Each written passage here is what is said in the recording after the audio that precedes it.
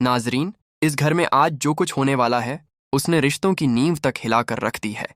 एक तरफ अपने भाई की दौलत और उसकी विरासत है, तो दूसरी तरफ अलीना का हक।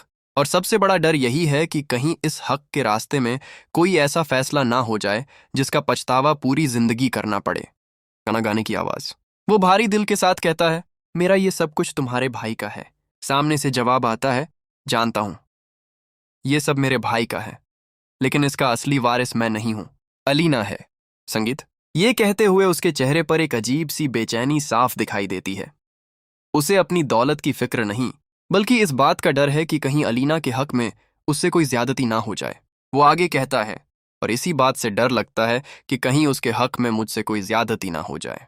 लेकिन तभी घर के माहौल में अचानक एक ऐसा पल आता है जो सबको हैरान कर देता है। एक तरफ बातचीत चल रही होती है और दूसरी तरफ किसी को ऐसी हालत में देख लिया जाता है कि वह घबरा जाता है।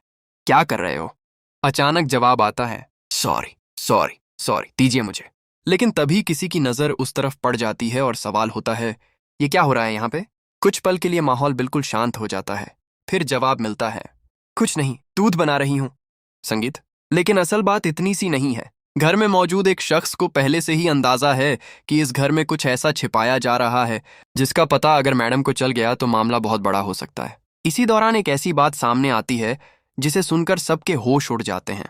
मैडम को भी बिल्कुल एहसास नहीं है। ये सुनते ही सामने वाला चौंक जाता है। एक मिनट, क्या कह रही हो ये तुम? फिर बेहद सख्त लहजे में कहा जाता है, आज तो ये लफ्ज तुमने इस घर में इस्तेमाल कर लिया है। संगीत। लेकिन आज के बाद ये लफ्ज दोबारा ना सुनूं मैं। अब सवाल यह है कि आखिर ऐसा कौन सा राज है जिसे छुपाने की इतनी कोशिश की जा रही है? अलीना के हक की बात आखिर क्यों बार बार सामने आ रही है? क्या सच में अलीना ही इस पूरी दौलत की असली वारिस है?